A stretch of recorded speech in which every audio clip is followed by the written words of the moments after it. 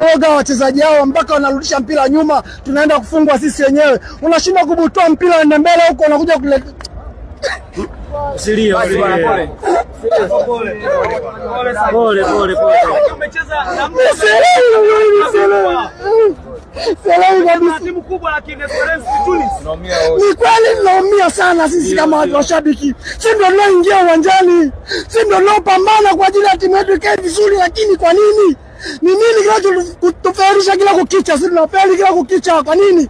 Inatuumiza sana sisi. Kila siku tunaacha kazi zetu tunakuja uwanjani tunakuta malolosi kama haya. Nini sasa? Tumeshapata pointi 3 leo unaachia magoli. Tunakuja kufungwa sisi tunarudisha magoli.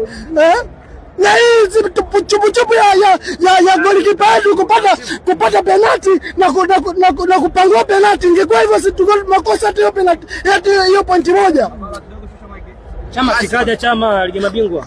Chama amekuja, lakini alichokifanya Chama ni kikubwa. Chama amefanya kazi kubwa.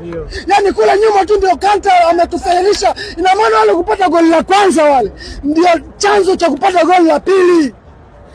Chanzo cha kupata goli la pili. Kanta, kwa nini piga mpira uende huko mbele, unaenda kupiga mpira uende nyuma? Matokeo yako yanaleta mambo kama haya. Ajabu, sisi tunakuja kutoa suluhu mambo gani hayo?